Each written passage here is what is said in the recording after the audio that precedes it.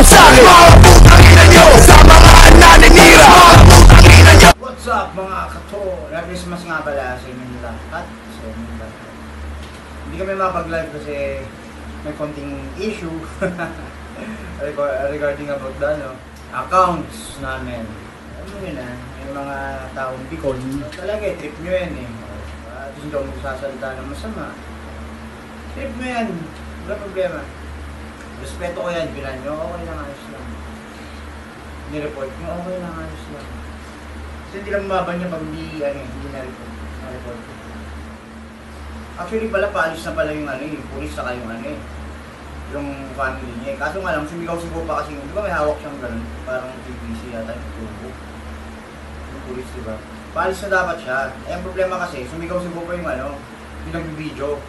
O kaya sabi tuloy yata ng anak ng lalaki, sige, video mo, di ba? Sige, video mo. Kasi lakas manghamon ng nang ibibidyo daw siya, ibibidyo daw sila. Gusto naman, ano magagawa ng video nyo sa baril? Tapos pag nasampo lang kayo, palalabas na kawawa.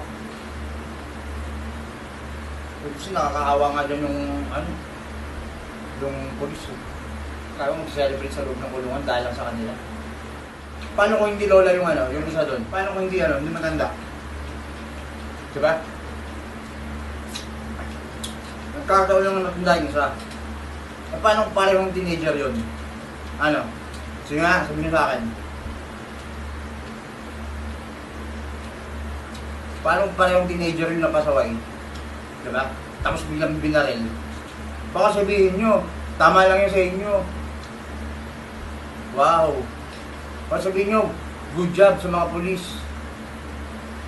Naalala nyo dati yung guard, security guard na may nakaalitan siyang parang lagi nagpa-park ng motor doon sa sa harap nila. Pinagduduro siya, pinagmumura siya, gano'n. Tapos ano pa sabi ng lalaki sa kanya nakaputi? Di ba naalala nyo yun? Di ba nabalita pa nga yun Bakit nakapatay yung security guard? Sige sabihin nyo nga. Dahil sa pag-iinsulto. Hindi mo kasi, yan, mga lisensyado mga yan. Tutusin, well-trained ang mga yan. Kaya huwag yung sabihin ko lang sa training, mga ulul. Well-trained mga yan. Pero di ba? Hindi rin nila napigilan yung temper nila. Yung mga pulis, lahat well-trained dyan. Kaya huwag yung sabihin kulang sila sa training, mga gago. Naging pulis ba mga yan kung naging kulang sila sa ensayo? Di sana hindi sila pumasa. Di ba? Ang dami nyung alam. Kaya nga sila nakapasa kasi well-trained sila. So ngayon, ang point dito is, once iniinsulto ka, kahit sino pag iniinsulto ka, makakapatay ka talaga. Diba? Depende na sa tao yun, hindi mo yun makokontrol, hindi mo masasabi yun kung kailan mangyayari. Dahil once sa ikaw, nakanti ka, talaga nga naman. At saka bakit tignan mo yung bata, alam mo bakit nagsumabunot yung bata? Kasi may kupal na di ba kasama ng matanda? Dalawang babae yun di ba hawak-hawak niya kasi yung anak ng matanda? Parang gusto niya kasing tanggalin. Hawak-hawak na nga ng pulis Kasi may ipagsabayan siya ng ganon. So tuloy, pakiramdam ng bata, napagtutulungan siya. Tama naman, di ba? Kaloorin yung mga gunggong. Habang yakap-yakap nung nanay yung anak niya, hawak-hawak naman ng pulis yung anak niya, di ba? Tapos, anong ginawa nung isang ale doon? Parang kinakalas niya yung kamay ng pulis dun sa bata, di ba? Yung sa anak ng nanay. Gusto niya tanggalin. Hawak na ng pulis Kasi nga gusto nga ipa-arresto ng pulis. Di ba? Nung una sabi niya, a-arrestuin kita, pero di ba? Ang sabi pa nga yung bandang uli, antayin na ng ating barangay. Kaya nga hawak-hawak niya Tapos may entrang ganun. Kaya ang ginawa ng bata, parang feeling niya tuloy na pagtutulungan yung tatay niya. So anong ginawa niya? Sinabunutan niya kasi nga ayaw tumigil nung yung isang babae doon, yung isang ali Hindi niya naman isising bata, bugok. Tapos sabihin niyo siya may kasalanan. Alam niyo, kaya niya sinabi yung my father is a policeman. Kasi parang gusto nilang ipaalala sa kanila. Na pulis yung tatay ko, baka naman pwedeng sumunod na lang kayo. Mag-comply naman kayo. Kaso hindi di ba? So, mainisin nyo ba? Sabay sasagot ng ganun yung matanda. Kahit sinong tao,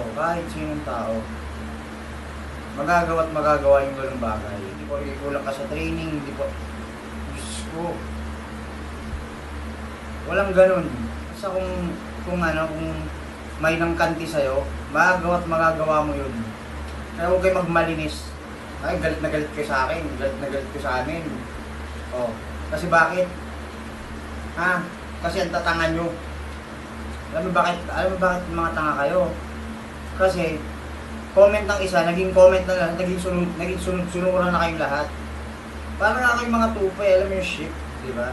Kung saan pumunta yung isa, kung sisunuran na yung iba, o sabihin na natin na mali ang pumatay, mali naman talaga eh. Maling-mali ang pumatay, kasalanan ang pumatay.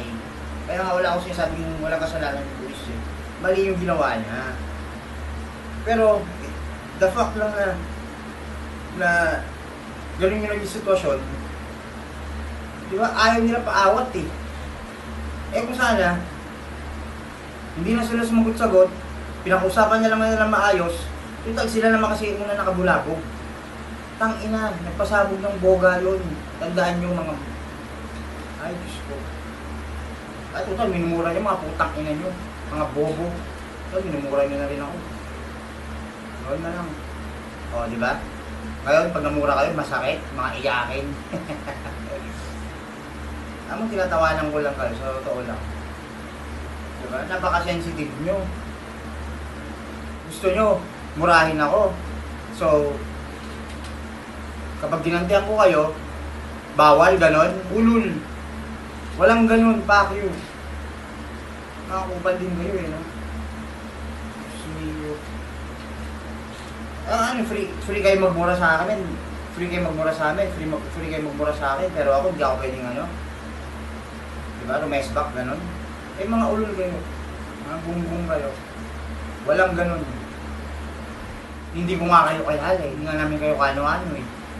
Minura ba namin kayo? Mabasa-basa ko na lang, pinagmumura nyo na kami. Sa mga basher lang po ito hindi sa mga ano mga nanahimik naman, wala namang problema sa kanila. Wala yun ang mga pinag-aralan. Diba? Baga kung wala kang masabing maganda, mahihimik ka na lang. Nga pala, niliwanagin ko lang yung mga hindi nakakalam, mga bobong ang ibig sabihin ng iyakin, yung mga pikon. Hindi yung iyakin na umiiyak, bobo. May nagkano sa akin, bakit naman ako iiyak? Pag sinabi kong iyakin ka, okay, huwag kang iiyak, walang iyakan, ibig sabihin walang pipunan. Kasi pag mapipikon ka lang din, di ba? Yun ang tawag ko sa pikon eh, iyakin. Ngayon may mga bobong nagkano sa akin, re-reply sa akin na, bakit naman ako iiyak? Ba't ko naman sasayangin yung luha ko sa'yo? Eh, gago. Bobo kayo. Pag huwag na kayo makisali kasi sa usapan kung hindi nyo alam yung mga salitang stupid. Grabe. Hindi ko nila lahat yung mga basher ang kakati ng mga bunganga. Hindi nyo maisip bakit mangha ako magsalita. Okay? Kasi ang sarap ng pagkakamutin. Ang kakati nyo. Yun lang yun. Tara, kaya na lang tayo. Merry Christmas sa inyo. Nice. Kaya putang ina, huwag mo akong babastusin kasi putang ina di mo kilala.